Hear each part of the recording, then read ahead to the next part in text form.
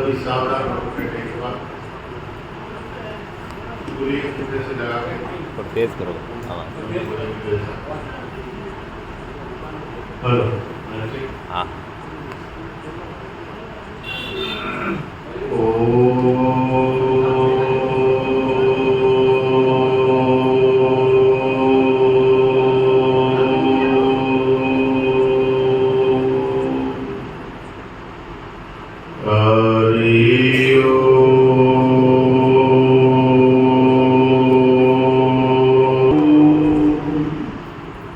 चैतन्यं शाश्वतं शान्तं व्योमातीतं निरञ्जनं कालबिन्दुकलातीतं तस्मै श्रीगुरुवे नमः। वसुदेवसुतं देवं कंसचाणूरमर्दनं देवकी परमानन्दं कृष्णं वन्दे जगद्गुरु कृष्णं वन्दे जगद्गुरु। प्रेम से बोलिए सच्चिदानंद भगवान की जय हो, सद्गुरुदेव महाराज की जय हो, कृष्ण बलदेव की जय हो, राजा रामचंद्र महाराज की जय हो, गंगा गीता गायत्री गौ माता की जय हो, सत्य सनातन धर्म की जय हो। एक नया नारा की जरूरत है। अब वो नारा ये होगा कि जात पात की करो विदाई, हिंदू हिंदू भाई। बोलो जात पात की करो विदाई, हिंदू हिंदू भाई भाई। जात पात की करो विदाई, हिंदू हिंदू भाई भाई। भारत माता की, भारत माता की, वंदे वंदे जय श्री राम, जय श्री राम। अर्चनी वंदनी प्रातः स्मरणी जगत नियंता की चरण चरण में विराजमान अखिल ब्रह्मांड नायक पर परमात्मा सदगुरुदेव एवं जगत जननी गौ माता के चरणारविंदों में शाश्वत दंडवत प्रणाम करते हुए मंच पर विराजमान परम श्रद्धेय हमारे महेंद्र सिंह जी राजपुरोहित और समकक्ष विराजमान, मैं नाम तो सबका नहीं जानता हूँ पर दिल से सबका स्वागत और श्रद्धामयी भक्तिमयी करुणामयी जगदम्बा अम्बा अंबालिका भवानी के स्वरूप में मेरी माताएं बहने एवं जगत पिता ब्रह्मा के स्वरूप में सज्जनों बंधुओं एवं भाइयों, ब्रह्मांड में भोर हाथ तारों की तरफ टिमाते हुए बालक बालिकाएं, बड़े सौभाग्य की बात है कि आज नवदुर्गा मंदिर प्रांगण में हम षष्ठी पूर्ति यानी हमारे हिंदुत्व की एक गांठ यानी हिंदुत्व की एक गठड़ी, जिसको अपन गांठ ही कहते हैं मारवाड़ी में, हिंदू की एक माला पिरोने वाले महापुरुषों ने हिंदू व्यक्ति को एक माला के रूप में पिरोकर जिसका हमारे समाज में, हमारे देश में, हमारे राष्ट्र में हिंदू समाज पर अत्याचार हो या हमें कोई मारने के लिए आए तो हम कैसे बचाव करें। अपना बचाव करने के लिए हमको संगठित किया और हमको सबल बनाया और हमको उसकी हिम्मत दिलाई। ऐसे संगठन बनाने वाले पूज्य हमारे क्या है चिन्मयानंद जी गुरु जी, जिन्होंने हमको इस तरह का बल दिया। परंतु सज्जनों, हमारे देश में एक बहुत बड़ी विडंबना है कि वर्ण आश्रम, मैं ब्राह्मण हूं, क्षत्रिय हूं, वैश्य हूं, शूद्र हूं, दूसरा कि मैं तो अमुक अमुक जाति का हूँ, मैं जाट हूँ, मैं कुमार हूँ, मैं धोबी हूँ, मैं हरिजन हूँ।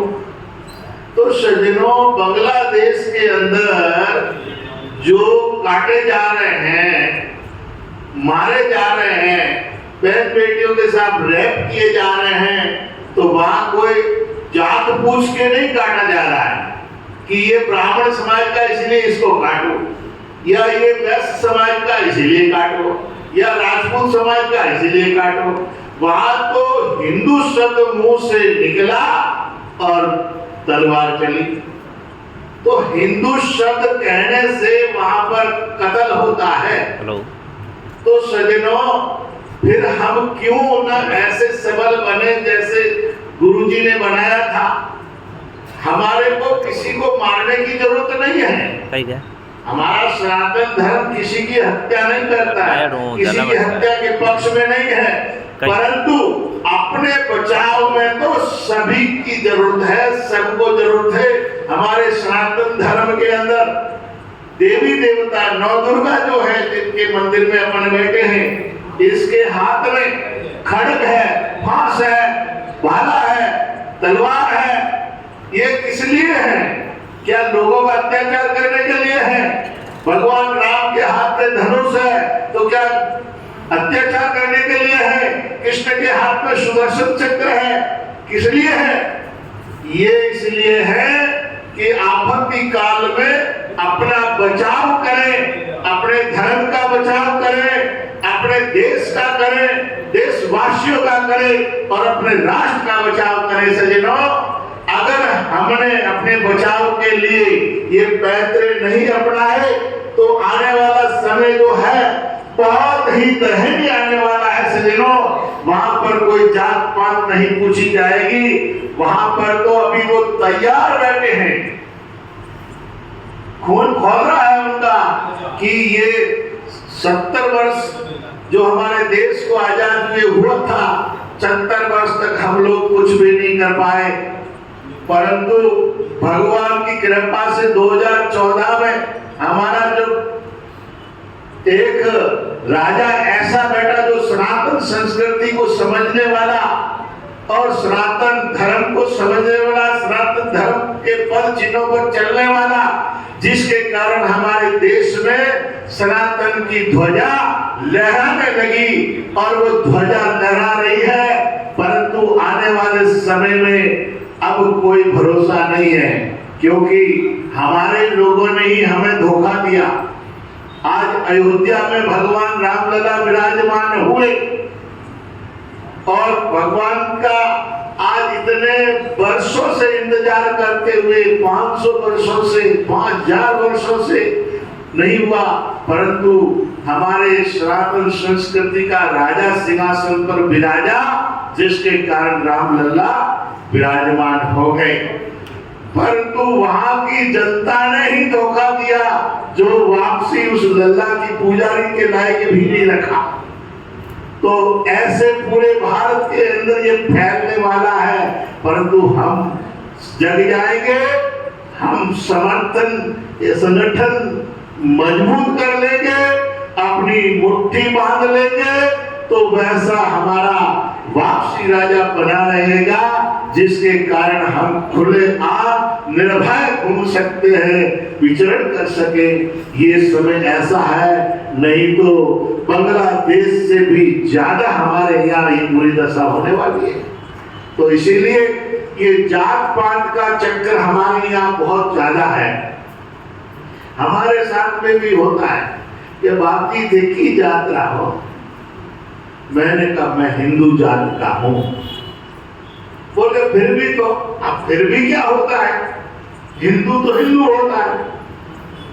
तो यहाँ पर सबसे ज्यादा तो हमारे यहाँ महात्मा ही परेशान है, और वो परेशान करने वाले कौन है? आप लोग। क्या तो मोरा बाप जी है, तो मोरे बाप जी धैर्य बोले वे क्या अपना, वे क्या मोरा बाप जी है, अपना। अब कोई मारे जानो है जिन्हें कोई है ही नहीं, तो वो अकेले बैठो ऐसे घंटी बजावे मंदिर में।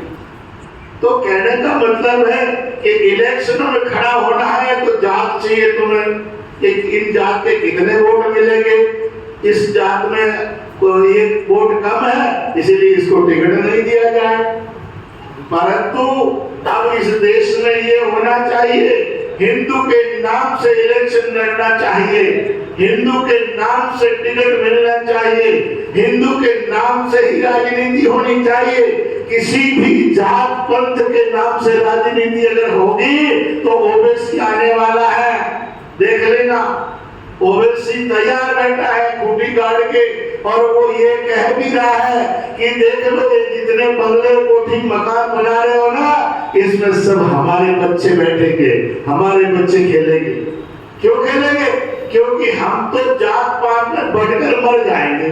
कौन पिट रहा है? कि ब्राह्मण पिट रहा है तो बाकी दूसरे सब देख रहे हैं तमाशा। कौन पिट रहा है? कि राजपूत पिट रहा है तो 3 तमाशा देख रहे हैं। कौन पिट रहा है? कि वैश्य पिट रहा है, 3 तमाशा देख रहे हैं। कौन पिट रहा है? शूद्र पिट रहा है तो वो तमाशा देख रहे हैं। दूसरी हमारे अंदर भी एक बहुत बड़ी बीमारी हो गई लंबी, जो जय भीम शब्द जो है, जय भीम, भीमराव अंबेडकर साहब हमारे सनातन धर्म के थे, सनातनी थे और हिंदू थे, परंतु आज की तारीख में उनके संगठन के लोग हिंदू तो स्वीकार नहीं करते। वो अपने को हिंदू कहने से नहीं खुश होते हैं, वो जय भीम से खुश होते हैं और वो जय भीम और ओवैसी से कम नहीं होंगे और यही हमारे पर अटैक करने वाले होंगे। इसीलिए हमें जय भीम को अपने साथ रखना है, क्योंकि वो सनातनी है और हमारे देश में कुछ गलतियां हुई पूर्वजों से, हमें वो गलतियों को नहीं दोहरानी। उस समय किसी ने कहा कि कौन है, कि शूद्र है, बोले हमारी मटकी का पानी नहीं पिलाना इसको, हमारे कुएं से पानी नहीं भरने देना और हमारे गली में भी ऐसे नहीं होना। इस वजह से वो दुखी हो गए। आज की तारीख में मान सम्मान चींटी से लेकर हाथी तक जाता है, सभी मान चाहते हैं। तो जिनको हम मान नहीं दे पाए उनको मान सम्मान देकर हम अपने साथ जोड़े और उन दलित भाइयों को और जितने भी शेड्यूल कास्ट भाई हैं उन सब को हम एक साथ गांठ में बांधे, एक माला में पिरोए और एक साथ खड़े रहेंगे तो हमारी शक्ति जो है मजबूत होगी, सनातन मजबूत होगा, देश मजबूत होगा। नहीं तो एक लाठी तो हर कोई तोड़ देता है, परंतु लाठियों का गट्ठा बन जाए, मारवाड़ी में भारा बन जाए तो कोई नहीं तोड़ सकता है। इसीलिए हमें ज्यादा से ज्यादा हमारे संगठन का यही काम है कि हम एक साथ जोड़ने का प्रयास करें, ऐसे कार्यक्रम करें। हम देखो जात पात के लिए मैं ये नहीं कह रहा हूँ बेटी व्यवहार करो, बेटी व्यवहार आपके जैसा है वैसा करिएगा, परंतु देश के नाम, राष्ट्र के नाम और संगठन के नाम, हिंदुत्व के नाम पर एक रहिएगा। वहां पर जैसे मंदिर में आए तो यहाँ पर भेदभाव नहीं होना चाहिए। आपके पर्सनल घर में जैसा आप करते वैसा करिए, हम उसमें आपका हस्तक्षेप नहीं करते हैं, परंतु देश के नाम, राष्ट्र के नाम ये जात पात मत करिए। अगर करोगे तो योगी जी ने कहा, एक जो मैंने सुना था कि अब वो समय आ रहा है, एक हो जाओ, नेक हो जाओ, नहीं तो ये समय बहुत भयंकर आ रहा है। इसीलिए हिंदू जग जाओ, हिंदू जग जाओ, हिंदुस्तानी जग जाओ।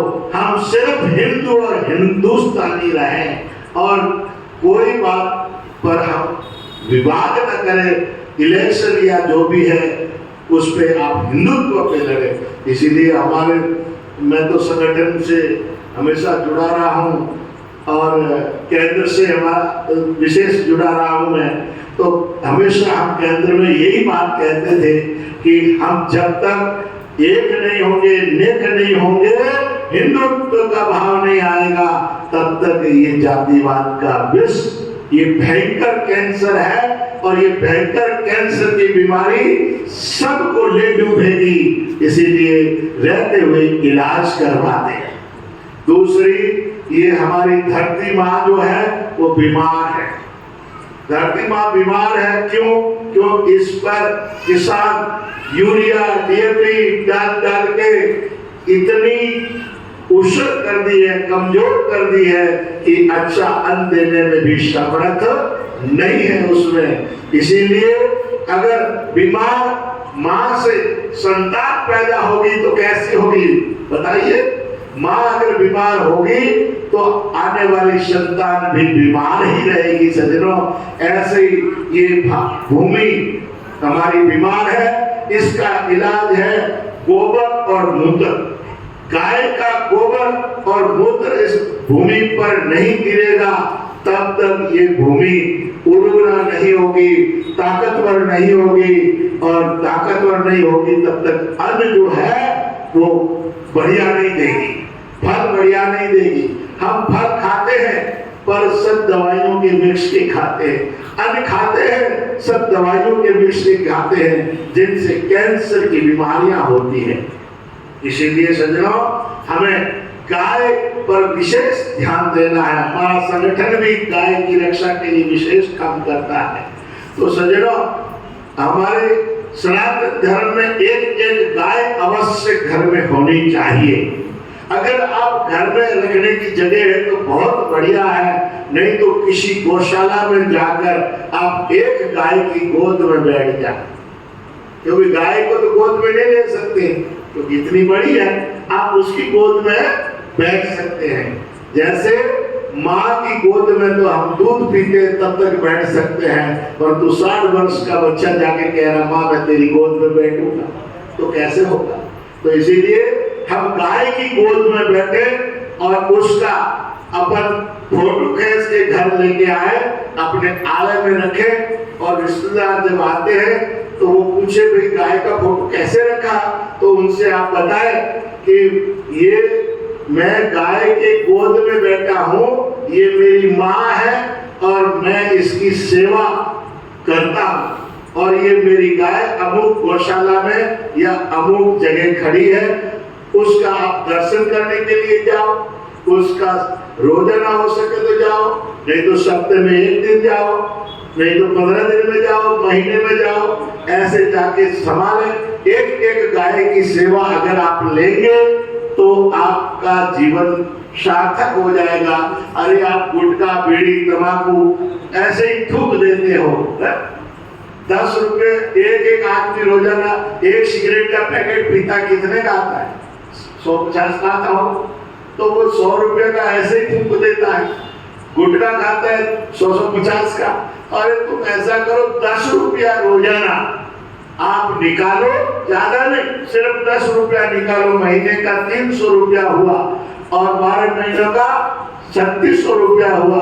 3600 रुपया जाकर गौशाला में एक रसीद कटवा दो और गौ माता को गोद में बैठ जाओ, जिससे आपका कल्याण हो जाएगा। और वो गौ माता का गोबर खेतों में डाला जाए, खेतों की उर्वरता बढ़ेगी और धरती रोग मुक्त होगी, हमें वो अन्न मिलेगा तो हमारी बुद्धि स्वस्थ होगी, शरीर स्वस्थ होगा, मन स्वस्थ होगा, विचार स्वस्थ होगा। इसीलिए हमें ये धरती माँ का रोग भी साथ में खत्म करना है, इस बीमारी को खत्म करना है, नहीं तो हमारे आने वाला समय अंदर बीमारी से मर जाएंगे, कुछ कैंसर से मर जाएंगे, कुछ हार्ट अटैक से मर जाएंगे, बचे उसे ओवेसी वाले मार देंगे, बस कल्याण हो जाएगा ये सारा। इसीलिए हमें ऐसा भारत होने नहीं देना है। भारत पहले भी विश्व गुरु था, सोने की चिड़िया था और आज भी है, परंतु लुप्त हो रहा है। इसलिए हमें वापसी, हमारे महेंद्र सिंह जी जैसे, ये बचपन से देख रहे हैं इनको, हम बचपन से देख रहा हूँ, दाढ़ी बाल भी नहीं आए थे, तब से ये संगठन में लगे हुए हैं, हम भी लगे हुए हैं। आज मुझे भी 40-45 साल हो गए जो कि संगठन का काम करता हूँ, पूरे राष्ट्र में करता हूँ और सब जगह करता हूँ। यही अलग जगह का हूँ कि जात पात की करो विदाई, हिंदू हिंदू हम सब भाई भाई, ये रहेगा नारा तो जीवन में हमारा राष्ट्र बनेगा स्वस्थ और सुंदर। इसीलिए मैं गाय की सेवा करता हूँ विशेष रूप से।